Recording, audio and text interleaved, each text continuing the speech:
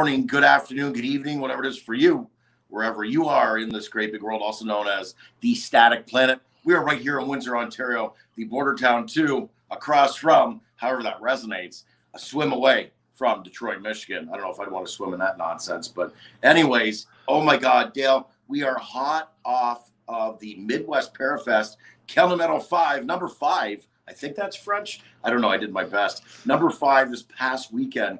We were in Toledo, Ohio. What an event. We had 2 days there. We were really fortunate. We were invited to a unique occasion, which was the marriage of the wedding ceremony for Chad Dye and Heather Hansen, now known as Mr. and Mrs. Chad Dye. There was a few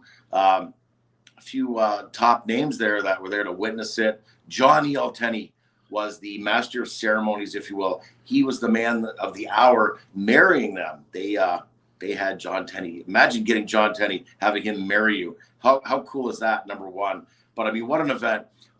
People were coming and going in and out of the Oliver House for the vending, for the speakers. It was a really good time. My heart is full. My soul is deep, running deep. I feel great, as the saying goes. Really good to see a lot of people we haven't seen. And it's like, friends become family in a lot of these events. We've been really fortunate. We made some new friends as well along the way, and I'm grateful for that. Thank you to everybody that came to our table, shook hands, said hello, shared some stories, even bought some of my books. That was really cool in its own right. My God. Oh, hi, Chad Dye. We got... we have Chris and Bob on the side. Yes, we're going to see them next week. Mr. Chad Dye himself is watching the show. Yes. We have Kathleen, John Hebert, Pat Jordan, and we have our great buddy who we just spent the whole weekend with. Mr. Frank himself is in the room. Frank Cook. Oh my God, my arms are still sore, Frank. I hate you. What an amazing weekend. So happy. It was great to hang out. It was good to be around family again. It was such an amazing weekend.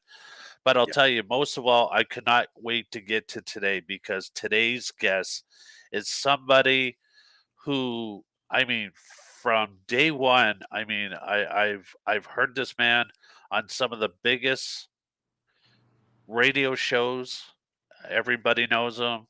Coast to Coast AM, I remember always staying up very late, well after midnight, to catch the new episode of Coast to Coast AM with, of course, the amazing Art Bell, now hosted by George Noory, and this gentleman that we have coming on next. Like I said, an amazing weekend, and here we get to cap it off with who I believe is a true paranormal icon.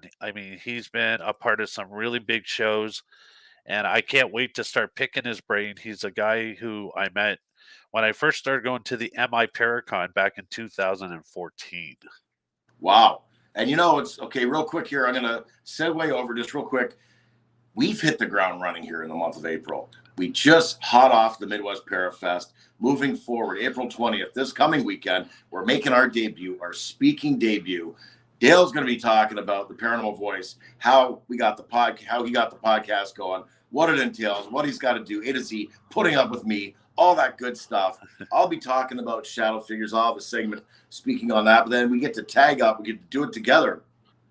And we get to talk about spirit communication, or when you talk to the dead, they hear you. Dale's got experiences with his father reaching out to him from the other side. I've got experiences of my father reaching out from the other side, along with some pets of mine in the past. But we also talk about signs to look for and how to reach out to loved ones, however that resonates, humans or otherwise, if you will.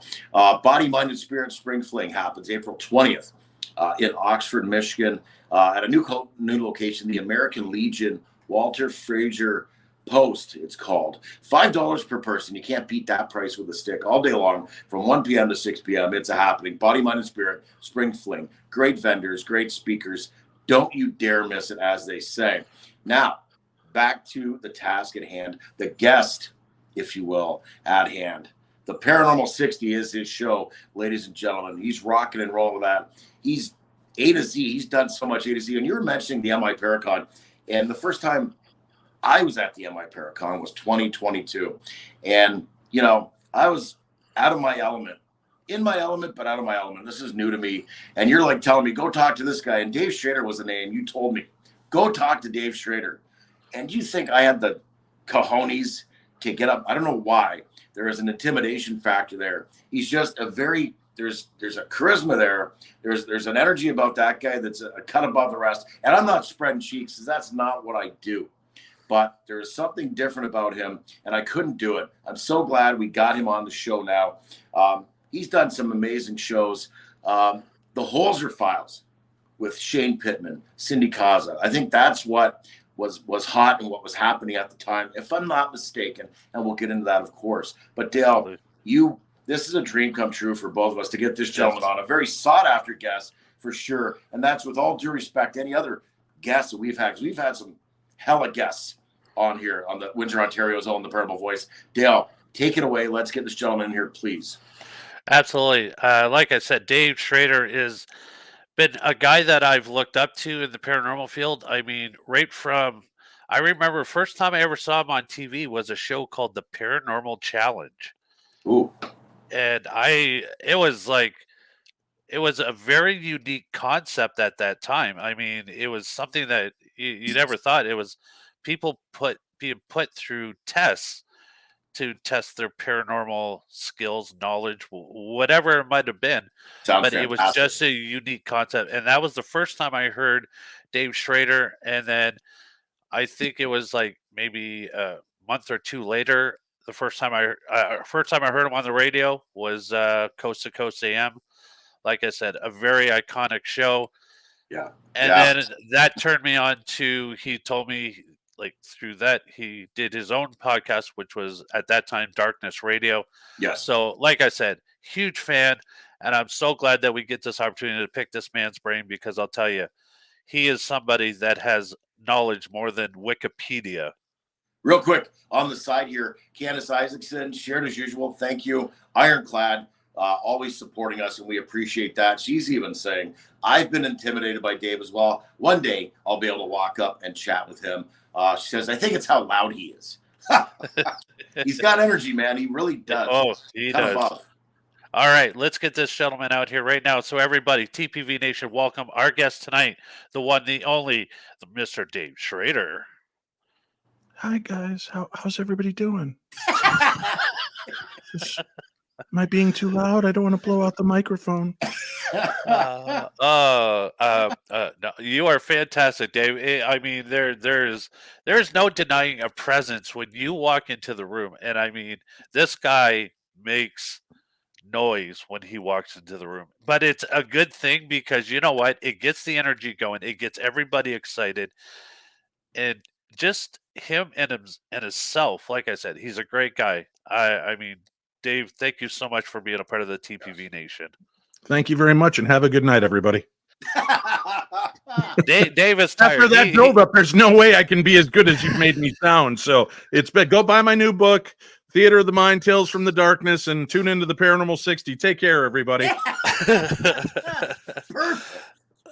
So Dave, 2006, you came into, well, that was your debut into the paranormal radio world, really. Yeah. Mm-hmm.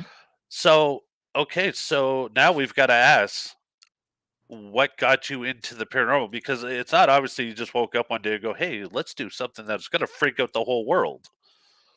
No, I just lived in a world that was always freaked out. I had ghostly encounters growing up, and strange sightings, and shadow people, and, you know, spooks and spirits on my street. So it just has always been a part of who I am. So let's do this then. Mm-hmm.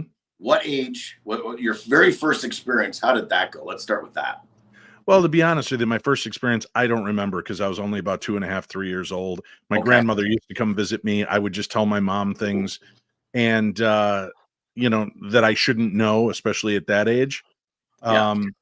So, you know, that was my first real experiences. And then just, you know, as I become an adult, I've looked more back at a lot of things that I had going on around me that I realized, oh, that was seeing shadow people in my room. I was doing this. I was doing that. Yes. I lived in a house that was haunted, but not scary haunting. I mean, unnerving if you're not prepared for it. But I Yes. guess because I was kind of raised without the stigma and fear, I still wasn't always happy with the dark, but I prefer the darkness. I prefer lights out and as dark in my room as I can get it at night. Maybe that was so that I couldn't see things moving around.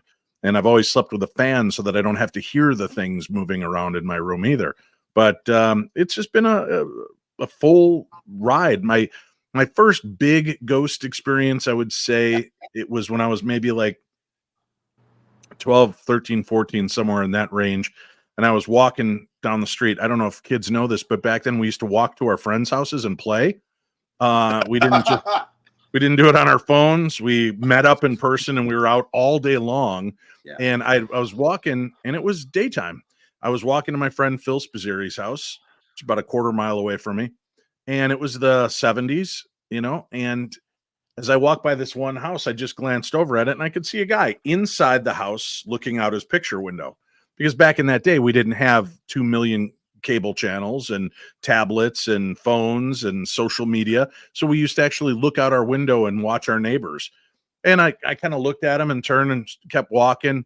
And then I turned back one more time and now he was in the yard. Whoa. So somehow he went from inside behind the plate glass window across the sidewalk, over the hedge, and in the yard. And I took a couple more steps and I was like, wait, what? And I turned around again and he's about 3 feet away from me. But at no point is he running. At no point, and he's not panting. He's just there. And it was very unsettling. And it's really weird that as an adult man, it still gives me the heebie-jeebies, but there was nothing creepy about him or it. And I couldn't wrap my head what had happened. And I ran down to my friend Phil's house and hung out. And I don't think I talked about it for a while. And then just in passing one day, one of our neighbors was talking about how the guy down the street had died at Christmas time. He had suffered a severe heart attack and died in front of the picture window by the Christmas tree. Wow. And I mean, we knew some of our neighbors, not all of them, certainly much more than we know nowadays. But yeah, I didn't know the guy, but I didn't know he was dead either. He was just there in the window outside over by me, and that was enough. And I avoided going past that house for years. And even as an adult, still not keen on going by that place. And it's weird because whoever bought it, where I grew up in Medina, Illinois, the big thing is they come in and they tear down houses and build up new ones. And the new one has these creepy ass gargoyle monsters on the sides of the house, like they're climbing up the house. And it's just I was like, of all the houses, this is the one that they build over, and then all these creatures are living on it. It's very weird. Interesting influence, yeah. Yeah. No kidding. So like I said in the intro, the very first time I saw you on TV was a show called The Paranormal Challenge. Yeah. And I believe that was created by Zach Bagans. Yep. So how did that become, like, how were you approached about that? Well, Zach and I have been friends since their first program, their very first documentary. Aaron Goodwin was a fan of my podcast, my radio show at the time. And he reached out and he's like, yo, bro, we got a special coming out. And can we come on your show and talk about it? And I'm like, sure. So I think Zach and Nick came on our show to promote the documentary. And then it was, fun documentary, and they were great guys. And we just kind of connected and became friends. And a few years later, I started hosting their live events, and their TV show took off. So, I just kind of became the go-to. And Zach said, hey, Dave, I'm putting together a new TV show, and I'd like you to come on and be one of the guest judges from time to time. And I'm like, sure. And then he called me up the next day and he goes, no, I want you to be the lead judge. You're going to be our Simon Cowell. You'll be the guy that's always there, and we'll rotate in other judges. And I'm like, okay, sounds great to me. So he would pick my brain and ask who I'd like to have. And I got to pick a lot of great people. I had Mark and Debbie Constantino, the EVP specialists. We had Aaron Sagers, Jeff Belanger. And we even, Dr. Michael Shermer from Skeptic Magazine came on with us. Ursula Bialski. I'm trying to think, Dr. Andrew Nichols was a part of the show. So we really had a great opportunity of working with some really good people in the paranormal field as well. And it was just a cool little game show. Basically, we take 2 teams, 3 players on each team, 3 teammates, and we break them up into 2 teams, and they'd be split up in huge haunted locations like Eastern State Penitentiary or Mansfield Reformatory or Trans-Allegheny, and we would split them up, and then we would judge them on things like, I would have Jeff Belanger watching Team A and Aaron Sagers watching Team B, and I was kind of in the middle watching both, and it's like color commentators and just almost like a sporting event as we judged them on the way that they knew the history of the location, their technology, and then the final coup was bringing us their evidence on the last day and then showing us what they had. And were we impressed, or could we tell them what the evidence was if it was, mistakes they made? So it was a really fun and interesting show, and it did great in the ratings. But they didn't renew it because I guess it cost money, like being on American Idol. That's how expensive it was to create that show. So because we had to go from town to town, we had huge like roadie trucks. Yeah, because we had to have 3 sets of film crew, one in the main hub with us, one following another team, one following the other team, one outside filming outside the building. So there was a lot going on, but it was fun. I don't even know where you can watch it anymore. We did, I think, 12 or 13 episodes. Used to be on Travel Channel, but I don't think it's on Discovery Plus or Max. You might check places like Tubi or some of those, but it's Paranormal Challenge. And I'm sorry, I saw one of your listeners popped up a question. I didn't have a chance to see what the question was. Yeah, I was going to pop it back up after you were finished answering the question. So Candace Isaacson asked, have you ever thought of writing about the lighter side of hauntings? Would be one part of the question. And do you feel the darker side is driven by Hollywood podcasts / radios? To answer your second question first, well, sure. A lot of our paranormal fears come from the things we've seen on TV and movies. And let's face it, people don't tune in for laughs and yucks. They tune in to be freaked out. They want to kind of have that spooky, scary moment. And so that's what helped drive the industry. I think there's a lot of room for having humor on a show too. I kind of wish I can be a fun guy, but when you watch me on the shows, I'm usually very serious. And I wish they would have let us lean into our personalities a little bit more, because I think people would relate to us better. Plus the fact, if you're always on the edge of your seat, there's no chance to take a breath. When a scary moment happens, it's not quite as scary because you were always hyped for it. But if you break that's why horror movies lean into comedy and sex so much. It takes your mind out of the scary bit for a minute, and then you're back into it and it freaks you out. So I wish they would have let us be ourselves, so that when the scary stuff happened, we just came out of having a fun moment and something freaky would happen.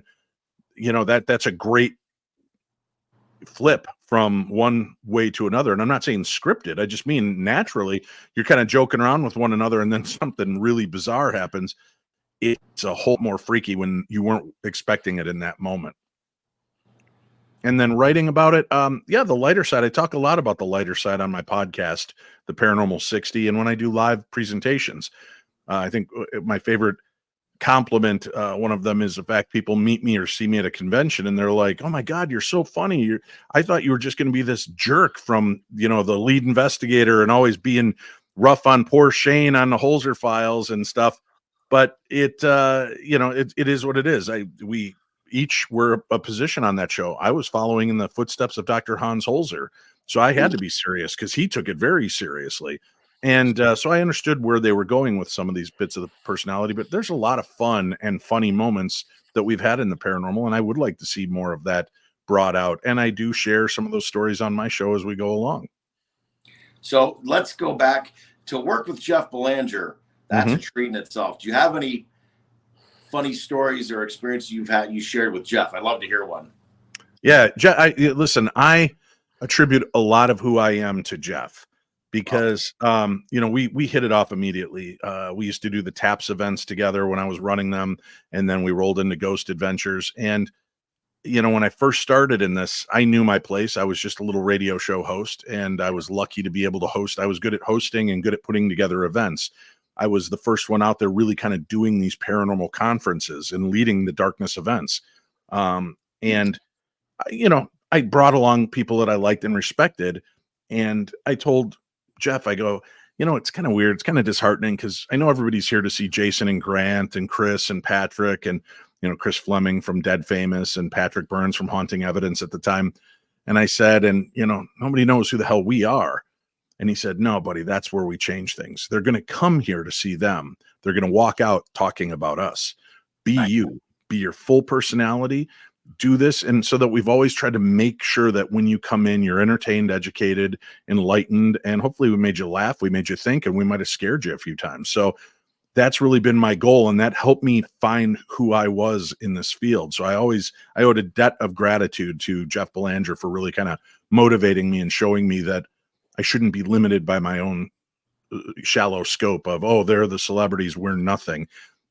You know, we worked our way through it, and we've both been featured on many different TV shows because of our worth, and people know what we can do and bring to a TV show in a situation. So I owe a lot to him, but we've had a lot of fun moments. And I think the funniest moment was going back to Eastern State Penitentiary. We were running a Ghost Adventures event, and, you know, we'd always go out for a nice dinner, and then we'd all head over to Eastern State, and then all the people would come, and I'd split them up into 4 groups, and we'd rotate them every hour. And, you know, you eat before a ghost hunt, you're going to get a little bubbly once in a while. So I walked down the long corridor by myself, and I kind of backed up into Al Capone's cell, and passed a little gas. And Jeff came down there, and he goes, "Hey, dude, what are you doing?" And he goes, "Did you just fart in Al Capone's cell?" And I said, "I might have." And he goes, "Dude, move over." And he moved me, and he got up in there, and he farted into it. And we both just started laughing like idiot children. And he goes, "Dude, you, me, and Al Capone all farted in the same cell. This is so cool." And he goes, "Don't tell anybody else, because we'll be the only 3 that ever farted in Al Capone's cell." So we had it was just stupid, funny moments like that. But we really connected as best buddies and brothers. And I love the guy endlessly. He's been one of the best people out there. So, you know, a couple of fart jokes between buddies. But we've also had some really, like, we were out at Gettysburg, and I'm going to be out there this year at the Gettysburg Battlefield Bash. And that's coming up. I think it's July, I want to say. And it's for wounded warriors and children with cancer. It's a charity event that a lot of us do and we show up for. So please go see it. You can find information at darknessevents.com. You'll see all the places I'm going to be this year, darknessevents.com. But at the Gettysburg Battlefield Bash, and I used to go there for another group called Phenomenology. And we were set up for Phenomenology, and they asked Jeff and I to investigate the house that's on the property of the Eisenhower Hotel. And whereas everybody else was out at the Jenny Wade house and the orphanage and this and that, all the really well-known haunts, we were on this kind of like, here's a house they built for the caretakers of the hotel, and it really sits empty. And, you know, the rumor is it's haunted. So we were like, oh, you're just giving us the crappiest place to investigate. But in our opinion, it was great because it was in the parking lot. So we got done at 1 a.m. We were in the bar at 1:05 and partying with everybody else. Great. So we had been investigating. We were down in the basement, and there's a cutout in the wall into like a little crawl space. So we're like, oh, crawl spaces are always creepy. So the 2 of us crawl in there, and these 2 girls are like, can we go with you? And we're like, sure. So they crawl in, and we're in there, and you're looking out, and you're just looking through that cutout. And you can't see any. You can see outlines, and somebody walked up and stood, and we said, hey, we're just doing some EVP work if you want to come in and join us. So they crawled in with us, and as I'm sitting there looking, they crawled in and went off to my right. So we did some EVP work, and we didn't get any responses. And then I go, did you run a recorder? Did you run a recorder? I'm talking to you, sir, whoever you are that crawled in here. And I turn on my flashlight, and there's nobody there. And the 4 of us are all like, oh! So we're waiting for the ghost to talk to us. It crawled in to do EVP with us. It was awesome. So that was a fun holy beep minute for the 2 of us. And then when we were in Virginia City, Nevada, doing an event 10 years ago, the event we were working for, she worked us hard, man. We were working we were in the jail, the old Virginia City jail. And she had us in there for 5 hours leading a ghost hunt. And that's killer, man. 5 hours when you're in a small enclosed, there's not much you can do. After hour 2, you're out of questions, right? What other things can we do? So at the end of the night, there's like 40 minutes left. The 2 of us go down, and we're sitting on the floor while everybody else is kind of going. And there's 2 tiers of cells. And we can see everybody's on the first level there going through the cells doing stuff. And all of a sudden we see a figure walk out of one of the cells on the top floor, and he stops and looks down at us and then walks over and goes into another cell. And Jeff looks at me and I look at him and I go, "Where's everybody out?" And they all come out on the first level. And I look over at Jeff and he goes, "That's crazy." But we were both so tired, we didn't even tell anybody what just happened. We were just, yeah, we just saw a full-on ghost walk out of one cell and into another. And it's like, cool. So just having some fun times with him over the years and seeing some really weird stuff. Amazing. Jeff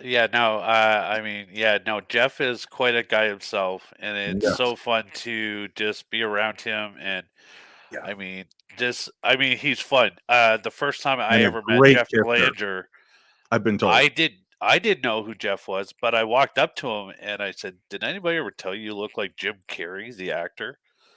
And from that moment, he made me laugh so hard, and it was just like, yeah. He was a great guy, and so down to earth. Yeah. Great at karaoke too. Yeah. Well, he thinks so. That's the important part. Right. When Jeff sings, I call it scarioke. Right.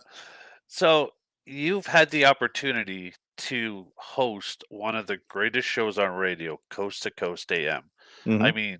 For a lot of people growing up, I know I listened to it as a young kid. I remember that was like struggling to stay up past midnight so I can listen to Coast AM. Right. Tell us a little bit about that journey, because like I said, it's such an iconic show. And I love Coast to Coast. I remember I didn't have a radio in my house when I moved up here to Minnesota. And I remember there were times I'd be coming home from bar time and Coast to Coast was on. And I remember Dr. Barry Taft talking about the entity case. And I just sat out in my driveway listening, riveted. I didn't want to leave my car.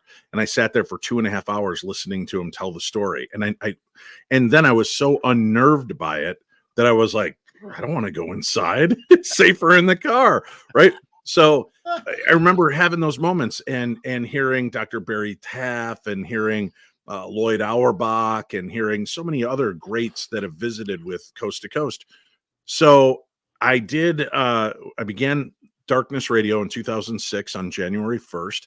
And when my ex-partner on that show asked, "Hey, do you want to do a radio show together? I have a slot open 11 to midnight on Sundays."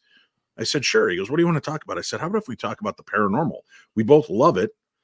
I just had a chance to meet Jay and Grant and Rosemary Ellen Guiley and John Zaffis and all these, Adam Bly and everybody." And they're like, he goes, "Yeah, you think you could get them?" And our first show, we had Jay Hawes on from Ghost Hunters right at the peak of their popularity and growth. So that was a nice hand for us. But my concept was our station was AM 1440, I think it was, and Coast to Coast was on AM 1500. Okay. So my hope was that as people start dialing down the dial looking for 1500, they'd hear us an hour before Coast. So we could be the Minnesota lead in to Coast. And we did that. And then our station got sold and we jumped to podcast form for about a year. And then we got picked up on another radio station and we were on Saturdays and Sundays, 3 hours a night. And as it continued to grow, I eventually told the program director, "Hey, listen, AM 1500 dropped Coast to Coast AM and it's a premier program and we're a premier station. You should pick that up." So he picked it up and then gave us the bad news. Well, we picked it up, but now we have to remove you two from Saturday and Sunday night. And we're like, "What?" And they're like, "Yeah, because we got to play their reruns on the weekends." And I was like, "Oh, crap. I didn't see that coming." And then they said, "But we're going to let you have Monday through Friday, 11 to midnight." And Tim and I were pretty elated about that. And then after a year or so, we went to 10 to midnight, and then we moved down to 9 to midnight. Had we just stayed on a couple more years, we might have been on 12 hours a day. I don't know. But so we literally became the lead in for Coast to Coast 5 days a week. And Ian Punnett, as you know, who was one of the original fill-in host. He was the one Art Bell hand selected as a fill-in host. Okay. He was based here in Minnesota. And Ian would come over to our station to do the show. And Tim, my co-host, was his producer on that. And so he would help him do that. And then Ian decided he was going to step down, and he had tinnitus really bad. He needed to step away, and he threw my name in the hat, and they hired me and brought me in. So there were nights that I would do Darkness Radio 9 to midnight, and then I'd take over Coast to Coast midnight till 4 a.m. So we do 10 hours of programming, and it was just a blast. I loved it. I loved having that global audience and that connection with people all around the world. Sadly, that came to an end when Art Bell passed away. He had a show called Midnight in the Desert. So after his Coast to Coast days, he had retired for a while and then relaunched. And he did that show for about a year, and then he turned the reins over to a woman named Heather Wade. And when Art died, she kind of had a nervous breakdown, and she just stopped showing up to do the show. And they played reruns for weeks. And then finally, the guy running the show called me, and he's like, "Listen, do you want this gig? I'll pay you, and you'll be the new host of Midnight in the Desert." And I thought, geez, what a great opportunity. And I reached out to Coast because I was doing their shows weekends. This didn't seem to be a problem. And they kind of told me, well, it's one or the other. They had a weird love-hate relationship with Art Bell at that point. And I said, well, Art's dead. I'll even move the show so it's earlier so we're not in competition with Coast to Coast. And they were like, no, but good luck with your program. So I did Midnight in the Desert for 2 years, plus my own show, and I was filming Holzer Files. Wow. And it just got to be, doing my show 2 days a week because we went back to Saturdays and Sundays, and then doing 5 nights a week on Midnight in the Desert, and then filming 5 days a week on the Holzer Files. I was burning out quick, so I had to give up something, and I gave up Midnight in the Desert. I turned it over to my buddy Tim Weisberg, and then the guy that owned the station just decided he didn't want to do it anymore, and he shut it down and sold it to another conglomerate, and they burned it out, I guess, and that was the end of Midnight in the Desert. But I'm very proud of the fact that Art Bell started Coast to Coast AM, and he started Midnight in the Desert, and I'm the only other host in history that got to host Coast to Coast AM and Midnight in the Desert. So that's quite an achievement, and I'll take it. And they still have me back as a guest. Ian would bring me back on all the time, and I just did an episode with George Knapp since Ian passed away recently. So it's been a fun journey, and I understand their dilemma. I'm not upset with Coast to Coast about it, but I just don't, it's a bummer that we couldn't continue on. Yeah, no kidding. I mean, and yeah, you nailed it exactly, man. What a journey. The life of Dave Schrader so far, and thank you for sharing this. This is great. Yeah, just kid in a candy store right now, believe that. So you co-wrote a book called The Other Side, is a teen's guide to ghost hunting and the paranormal. Yes. Yeah, it was with Patrick Burns and young adult author Marley Gibson. She had written a series of book called The Ghost Huntress, and they kind of tapped her, hey, do you want to do a how-to ghost hunt book? And we were like, sure. So we originally wrote it, and it was written for everybody, every age group. And then at the last minute, they changed it from The Other Side, a guide to ghost hunting and the paranormal, to a teen's guide. And I just had to go in and I wrote a little bit more about the protection, and then I wrote a chapter on demonology. And then I ran it past John Zaffis because he's like, Dave, what are you writing a chapter on demonology for? And I'm like, read it. I want your opinion. And he read it and he goes, dude, that's perfect. Because what I did, I warned people off of it. I'm like, listen, it's not the X Games of the paranormal. You don't want to get involved because it's most extreme and creepy. And you can really be hurt if you do this kind of thing. And not only could you get hurt, but people you love can get hurt, because if you think you're shielded, the dark side will come after your pets and your family. And so, it just kind of had that feel. And it was funny. So much pushback when we released that book. We got so much hatred. How dare you write a book for kids? We don't want our kids out there ghost hunting and blah, blah, blah, blah, blah. And I was invited on a show to kind of have a debate about it. It turned into just a bullying session where they just wanted to call me names and they didn't really want to hear any input. And my point to them was, how old were you the first time you had an experience? And don't you wish you would have had a book to help you understand what was going on? Wouldn't you wish you had a book that could tell you this, instead of just floundering and feeling lost? And now, with all of the advent of TV shows that don't really teach you how to ghost hunt, because you don't really see the real work that goes into it, and that's not putting down the shows. That's all the boring stuff that you don't want to watch on TV. You just want to watch them going into dark places and having experiences, and you want to hear the history. So there's a lot that they leave out. That's why we wrote the book. And there were a lot of other books out there, but we made ours very quick, easy to read. I call it a good bathroom reader. Every chapter is a good sit down, right? So that's what we did. And so Patrick Burns was from the TV show Haunting Evidence. Marley Gibson was the author of The Huntress, the Ghost Huntress series, and I was doing my radio show, Darkness Radio, at the time. So the three of us combined, put the book out, and then it sold pretty well. So that was it. We did the one book, and then Patrick wasn't on TV anymore, and he and Marley got married and started traveling, and now he runs ghost tours in Savannah. So if you ever want to get a good ghost tour, find the one with Patrick Burns hosting it, because he's quite a character and a card. You'll enjoy that, and you'll get a lot out of the investigations, and he'll tell you a lot about the places because he's had experiences in them all. So it's pretty cool. Yeah, and now I've written a new book that I just released a few months ago, and it's called Theater of the Mind: Tales from the Darkness. And there's two of my own stories in here, but it's a collection of stories that I've gathered over the last 18 years from listeners and friends of the paranormal that have had really bizarre experiences. I've got Black-Eyed Kid encounter. I've got a Bloody Bones Man encounter, aliens, UFOs, two different type of stories, alien and UFOs. We've got changelings, doppelgangers, a haunted doll, haunted hospitals, shadowy figures. So kind of a wide spectrum of weird supernatural tales. They're all true, all real. And the first volume of the book is out and available now. You can get it wherever you live in the world. You can get it on Amazon.com in both ebook form or in physical form. And if you're in the United States, you can actually order a signed copy right from me off of my website. If you go to paranormal60.com, paranormal60.com, and just scroll down the front page, you'll see the book, and you can order the package, which will give you both books, or you can order my new book.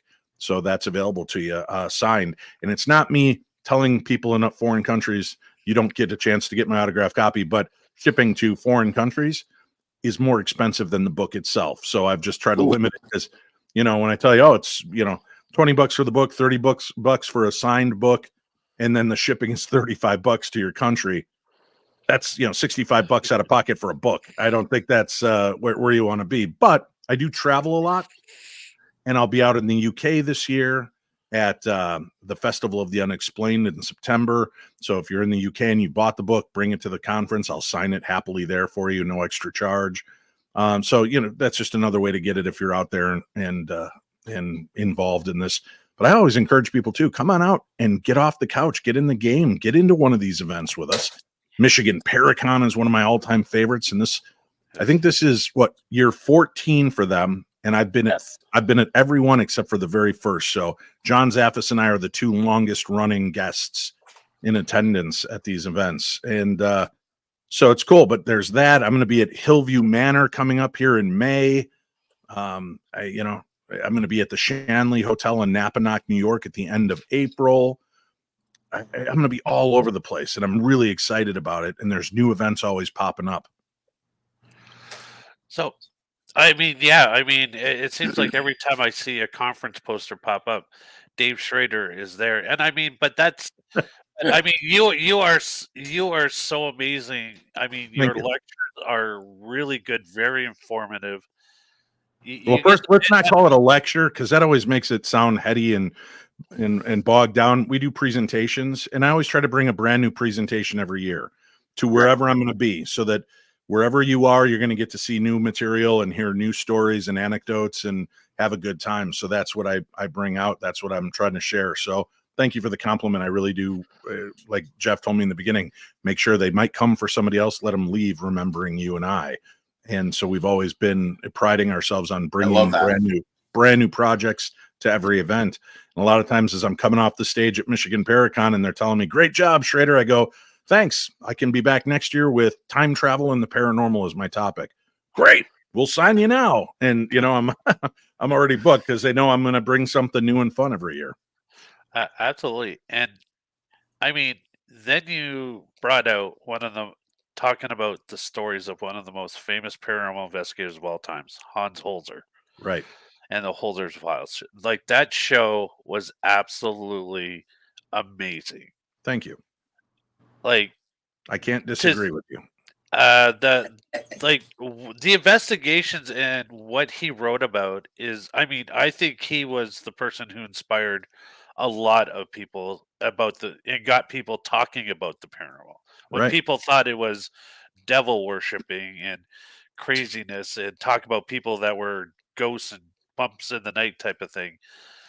Talk about his story, his cases, and what it was like to work with Cindy and Shane Pittman on that show. Because we met Shane, like I said, that whole crew was very interesting.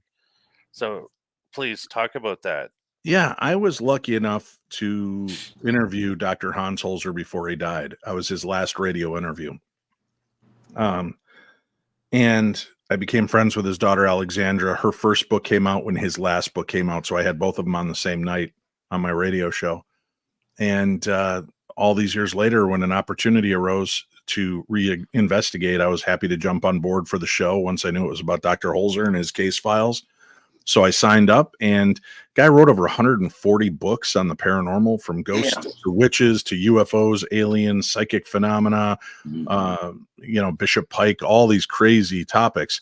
But he was so passionate about the history and about helping the spirits. So it was a real pleasure.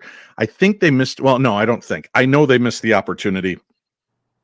They should have named the show Holzer's Ghost Files, because I just think there weren't enough of the younger generation that knew who Dr. Hans Holzer was. And when you're on a show, network that has Ghost Hunters, Ghost Adventures, Ghost Nation, Kindred Spirits, Destination Fear, Ghost Brothers, Holzer Files. One of these kids is doing their own thing. One of these kids is not the same, right? And I think people just looked at it and they're like, what the hell? It sounds like a 70s detective show, right? And then they never really, I love the production company, was great, but I just never felt that the network ever supported us properly. You'd see a picture of the three of us standing outside of a building, but it never looked like a haunted building. They never put any mist or ghosts up in the window. So you have no clue what the show is about. It was just called the Holzer Files. And there's a bald guy, a Southern guy with a beard, and a pretty girl that's a psychic. But you don't even know that from the picture. So it's just right. So people found us and they loved us. And I'm, it absolutely fills my soul in the worst possible way when I'm sitting at a conference, and off to the one side of me, there's the Ghost Hunters, and off to the other side are Kindred Spirits, and down the row are Ghost Adventures. And people come up to our table and go, you hands down have the best paranormal TV show that was ever on TV. It's kind of a sense of pride. I feel really happy that they feel that way, especially to be in this kind of audience and be with these people. So I'm very proud of the show that we did. We only got to do 2 seasons. First season was 10 episodes. Second season was 13 episodes. And then part of that was a screw too, because they were switching over from TV to their app, and they ran the first part of the series on the TV. And then if you wanted to watch the rest of the series, you had to buy the app. You had to get the Discovery Plus app. And a lot of people just crossed their arms and said, I'm not paying for that. Right. So they never saw the end 6 episodes. So it was really brutal. Sadly, the Holzer Files will never come back because, Travel Channel's gone. Discovery is kind of in a mess right now. And I think you'll just see Ghost Adventures and Expedition Unknown are their 2 anchors. And I think that's all you're going to see for a while till Discovery gets themselves out of their financial situation. When they bought HBO Warner Brothers, they bought $50 billion in debt. So they're not making a whole lot of new shows. So I'm hoping at some point, Cindy, Shane, and I can work together, but Alexandra Holzer's off on her own. And I think she's trying to do other versions of the show with her and her family, as opposed to having us involved. So. Wow. I mean, what an inspirational guy he was. Yeah. And I mean, anybody who is in the paranormal realm, the paranormal field, however you want to describe it, because I know people don't like to call it a field for some reason. But it is. It's a field. It's a field of study, just like anthropology and zoology and cosmetology, right? I mean, it's just a study. So this is the field of the paranormal. So, I mean, I would love to see it come back one day. But then you went to work on another show with Cindy as well, called The Ghost of Devils Perch. Mhm. A very, very interesting show. Thank you. A show that like I was always on the edge of my seat, and then there was one episode that particularly stuck out to me was the episode where you ended up on the ground and going to the hospital. Like, Yeah. can you talk about Oh, that situation and what was going through like Well, to give your viewers and listeners a piece in case they never caught Ghost of Devils Perch, which again was on Discovery Plus and is on Max streaming service now and Discovery Plus. So if you have either one of those, you can watch it. It's called Ghosts of Devil's Perch, and it's actually the fourth part of a series. The first season was Ghosts of Shepherdstown with Nick Groff and Elizabeth Saint. Then second season was Nick Groff and Elizabeth Saint, Ghost of Shepherdstown 2. Then the third season went to Ghost of Morgan City, and they had Jeremy Leonard, the Cajun demonologist. They had Ben Hansen and Sarah Lemos, the medium, and Katie Stafford, the tech guy. And then fourth season was Cindy and I rolled over from from the Holzer Files into Ghost of Devil's Perch, and we were paired up with KD as our new techie. So the three of us got together and we were called into the town of Butte, Montana by the mayor and the chief of police. Words is hard. So we were called in because they love their constituents. They love their citizens, but they don't know how to answer the questions. And you can only get called to a house so many times to go there and find that there's nobody there, but that doesn't explain why they're hearing doors open and shut and people walking around in their home. So we got called in to investigate, and it was such an amazing chance. We spent 4 months, 3.5 months solid, but 4 months total in Butte, investigating and just kind of becoming part of their community. I wish we could have gone on with that. Our series did really well, but that's when the merger took place and all the money dried up, and we didn't get a chance to do another season. What was it like? Now we asked you this about Mr. Jeff Belanger, Cindy Kaza, Shane Pittman. Do you have any stories you'd like to share off the cuff with either of those two? Sure, but let me go back. I want to make sure I mention for Dale the episode when I got hurt. When we went to, we were checking out this place called the Cabbage Patch, and it's really kind of neat. Butte preserved this area, which used to be kind of the homeless area, and these little shanties that were built. And it was a whole shanty town that was over there, and they preserved like a block of it. So there's all these original huts and shanties that are there. Wow. And while we were in there doing our preliminary investigation, the walkthrough we call it, Cindy was in this one shanty, and I was standing in there with her, and she was trying to communicate with the spirits, and she was talking about what was going on, and all of a sudden, I just got hit with a bolt of electricity. I thought my appendix ruptured or I was having a heart attack. I never once crossed my mind anything paranormal was happening. It hit hard and bad, and I hit the ground like a ton of bricks. And I'm screaming and, oh my God, I'm dying. And I'm freaking out. And it took a while, and Cindy was really, really upset about the whole thing. Our camera guys just have to film it for insurance purposes. They can't do anything. So they're filming, and she was very upset somebody wasn't jumping to my aid. But they had an EMT on set that came running over, and they got me out of the shanty. And when I started breathing some fresh air, I felt better. And then I was taken by ambulance over to the hospital, and they ran full tests on me all night, could not find anything physically wrong. And trust me, they ran every test they could imagine. But then the next day I had 2 days off, and I literally felt like hell warmed over. And they uncovered, going through the archives, they uncovered the fact that a gentleman by the name of Richard Sims, a black man that was living in that area back in the day, was shot there. And that's right where I felt the hit. So I walked into what we think is a place memory, a psychic scar. And I just happened to be in the right place at the right moment when it happened, and it dropped me. But at that point it happened, it never even dawned on me that I was having a paranormal experience. I just thought, oh, I'm checking out. This is it. Damn it. That's nuts. Yeah. Oh, no.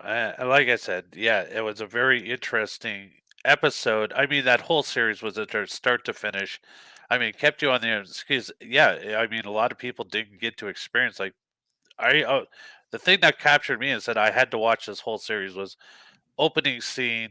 You guys pull up in front of this house, and somebody was in the bathroom and had these 3 large, deep gashes down their back, And I saw that and I was like, yep, nope, never, not in a million years Ah, would I ever think about going into a place like that ever again. But I said, top notch. It was one of the best series that Thank is you. going out there today. Yeah, I really Uh, lucked out. I got to do 3 seasons of shows I'm really proud of and very happy to have been a part of, and it was just bad timing that it was at a point when mergers were taking place and the focus went off of television programming and, but listen, I've heard for 18 years how the paranormal bubble is going to burst, and we're 18 years into it, and it's might have deflated a little bit, but it hasn't burst. The interest is still there.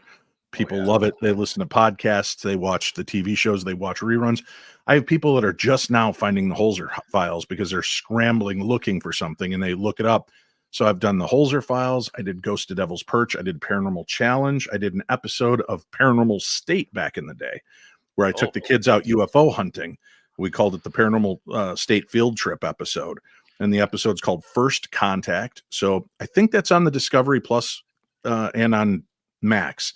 So just look in season 2 for the episode First Contact, and you'll see a younger, fresher, more brown goateed Dave Schrader as we discuss UFOs and had a great time. And Yep. I was really, really happy to be a part of that. I've been on haunted hospitals. That's the only hiccup in all of the programming I've ever been in. I got to be on Demon in the White House, which was a fun exploratory, words is hard, exploratory view of the history of the White House and the supernatural that was brought into it by 3 or 4 of the former first ladies and presidents. And just the idea of, could that have exposed people? Could that have exposed the presidency to demonic attachments? So it was a fascinating kind of look at that. And then I did a really fun, weird shock doc, they call it, called The Curse of Lizzie Borden, where we went in and investigated with Chris Fleming, who's one of my best friends. He's a psychic medium. He's been on every show: Ghost Hunters, Ghost Adventures, Dead Famous, Help My House is Haunted, Spooked Ireland, and Spooked Scotland. So he's been around the block, and we got to work together for the first time on TV. So that was exciting. And then we worked with Sam Beltrusis, who is a distant relative of Lizzie Borden, and Luann Jolly, who is a EVP specialist. And we investigated and had a remarkable weekend filming. So that was another blessing. And that's on Discovery Plus and might rerun on Travel Channel once in a while, but check out Discovery Plus and Max for Curse of Lizzie Borden, Ghosts of Devils Perch, and the Holzer Files. And if you're looking for shows to watch it, maybe you had missed, that'll give you a good opportunity to go in and check them out. Wow. Dave Schrader, what is up the road for you? We're getting to the 11th hour here. Time flies so fast when you're having fun. Yeah. Today. Where are you going to be? What's happening with you? What can you share with us and our viewers, and of course everybody listening later on KGRA Digital? I'm working on my podcast. I'm live Monday and Wednesday nights on YouTube on the Paranormal 60 YouTube channel. So you can watch live. It's 7 p.m. Pacific, 8 p.m. Mountain, 9 p.m. Central, 10 p.m. Eastern. And you can also subscribe to my network. I have a little paranormal podcast network. So if you subscribe to the Paranormal 60 audio podcast, where you can listen to it just about any place that you listen to podcasts, there's 6 days a week of programming. On Sundays, you get the audio for my wife's podcast that just began, and it's a true crime podcast called Mysteries, Mayhem, and Merlot. Mm-hmm. Then on Mondays, you get Jeff Belanger and Ray Auger with their podcast, New England Legends. Yep. Tuesday, you get my audio podcast, The Paranormal 60. Wednesdays, you get Jenny and Tressa with The Monsters Lounge. Then on Thursdays, it's the Paranormal 60 News. And then rolling out on Fridays, we've got our friends from Australia, Anne and Renata, that do a show called True Hauntings. And so when you subscribe to my podcast, you get 6 shows a week. And they're very, the Mysteries, Mayhem, and Merlot is anywhere between 25 minutes to an hour long. And the New England Legends is anywhere from about 15 minutes to 30 minutes. And then my show is anywhere from 60 minutes to 90 minutes. And everything's right in about that 1 hour wheelhouse. So it's a lot of fun, a lot of different varied looks at the different paranormal. So I hope you'll consider subscribing and checking that out. And I'm working on my second book in the series, Theater of the Mind. The first one is called Theater of the Mind, Tales from the Darkness, and they'll all be titled Theater of the Mind and then a subtitle. But in this one, it's ghosts, UFOs, aliens, monsters, and other strange stories of the supernatural. It's available on Amazon in physical form and ebook form. I'm working on the audiobook. I hope to have that out by the end of April, beginning of May. And my next book, I hope to have out sometime in June or July. So that's what's going on. Thank you, Blondes and Booze Paranormal Podcast. I appreciate you subscribing to me. And to answer your other question real quickly about fun stories with Cindy and Shane, I love them. They are like my brother and sister. I adore them. We had a lot of fun on set. There were a lot of moments of levity, tears, just really amazing experiences that rocked all of our worlds and paradigms. But I'll tell you a funny one that didn't make it on air. We were at a house that was part of the Underground Railroad. And while we were there, I was very excited. And the historian's like, we think that house is part of the Underground Railroad. I go, well, how do we find out? She goes, it's going to be Scooby-Doo time. If you see a candelabra on the wall, tilt it. If you see a book in a bookshelf, tilt it. We don't know where the entrance is, but we know that we believe this house was definitely part of that. So there was the last part of the night, we went in this back room and Cindy's like, feel something by the floor here. So I like drop to the floor and I'm knocking on the wood and it's hollow sounding. And Shane's checking around and he steps on a floorboard and it pops up. And he goes, guys, I found something. So I ran. I was so excited. I love history so much. I was so excited. I ran over there and I got down to look and I farted. And it was just a little kernel. And I'm like, oh, no big deal. Nobody's going to notice. And it was like napalm. It stuck to the flesh. It filled the room. And I stood back up and Cindy and Shane walk over and Cindy goes, oh my God, something's dead down there. Something's dead down there. Oh, it's evil. And Shane's like, oh, it's horrible. It's horrible. It's horrible. And then, of course, I made him go down into the hole to check. So he goes down into the hole. Yeah. And it turns out that underneath the house, it was just a way to get to the pipes and work on stuff. It wasn't part of the Underground Railroad. But he pops his head up and it was still lingering. And he goes, yeah, it's in my mouth. It's in my mouth. And the camera guys are laughing so hard. The whole scene is ruined. And nobody knew what was going on. They really thought the funk came from the basement, from that underground area. I didn't tell Shane until the next day. And then we only told Cindy after the episode aired. We told her live on my podcast when we were doing a review. So that was a really funny moment of just craziness. And then it turns out that Cindy goes over by this bookshelf and she starts pushing all the panels on the bookshelf. And she goes, I don't know, man. I felt like we were right here. And I'm like, well, you just pushed every panel but the last one. And I bent down and pushed it and it swung open. Oh, wow. And I go, Shane, get in there. Because I'm 6'1", 275 pounds. I'm not fitting in a little space like this, right? So Shane scrambled under there and sure enough found it and had a really profound paranormal experience with a little African-American spirit boy that he found in there. So it was really powerful. Yeah. So great times. But that was one of my favorite fun memories. And then with Kate Stafford and Cindy and I did the show Ghost of Devils Perch, and Katie and I it was a lot different feel because KD was very much in his own world. He is so hyper focused on building his equipment. He literally any spare minute was in his lab building. So we didn't hang out much, but on set, and we always keep separate from Cindy because we don't want to accidentally say something to her that might, taint her psychic abilities. Okay. So I spent a lot of time apart on that one, but we had some fun moments. And there was one episode we got a call, something had happened up at the city hall, and they were like, well, we got to do this. And I'm like, guys, can you do me one favor? Can Katie and I have a Ghostbusters moment? And they're like, what do you mean? And I said, okay, you guys we have to go up there. Can we just do it like the scene when they come bursting out of the library? And they started laughing and they're like, okay. So they got up and one guy's hanging from like a light post to film the scene from down. The other ones are outside waiting, and they go, all right, ready, action. And we come blowing out the doors and down the steps and up the street. And I'm a big guy. I'm a heavy guy. And I was running my ass off. And KD stopped and he turned to look for me and he realized I got in front of him, and he was like, "How the hell did you get in ahead of me?" And I go, "I got momentum on my side, son." And we just had good times with doing things like that. So that was a fun moment. And then we all shared some near-death experiences on the set, because if you watch the show, we're driving this piece of garbage old RV, and we had a camera truck that would be in front of us, and they would film us as we were driving through the streets. And there were a couple of these big steep hills, and they would be in front of me, and I would realize the brakes were not grabbing, and I'm standing on the brake holding the wheel. So for those of you watching the show, imagine this is the camera angle the camera guy has got in front of us, and we're heading into the back of him, and he's watching me go, because I'm like, oh crap, we're gonna hit this truck. And I think we only bumped bumpers once or twice, but it was a hairy situation. So there was many times we were all three in there going, oh God, oh God, oh God, oh God, because we don't want to melt down on camera. But I was pretty sure we were going to be launched through the windshield of this 1970s shaggin' wagon. Oh my God. Mr. Dave Schrader, I just want to say thank you so much for taking the hour that you gave us today. Thank you. Allow us to talk to you and pick your brain.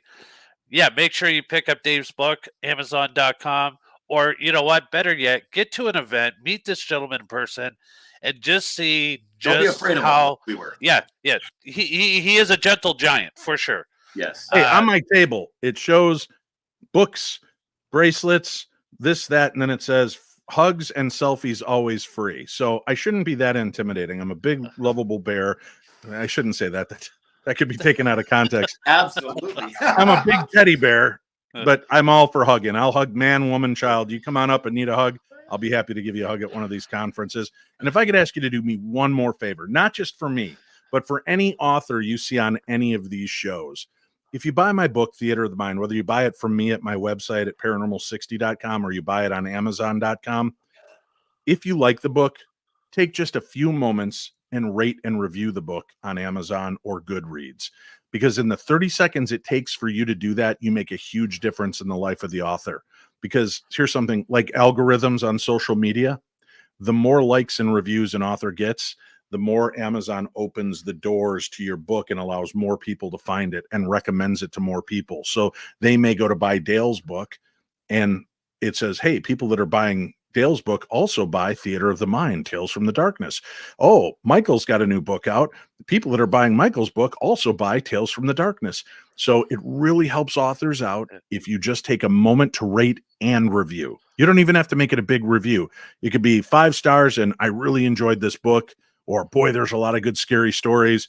It can be short, it can be long. You can put pictures of you holding the book up, whatever. But please take that 30 seconds to rate and review for any author that you appreciate. Because if you want more books from them, that's how publishers will gauge the interest. And that's how the book gets exposed to more people. Because I'm not Stephen King. I'm not going to get that press release like he does. So any of us out there that are struggling authors are trying to get our books heard and our words read. So I hope you'll take that into consideration. And let me give you one more valuable piece of information. If you want to save your favorite TV shows, we have become a binge watch culture, which is killing our favorite TV shows.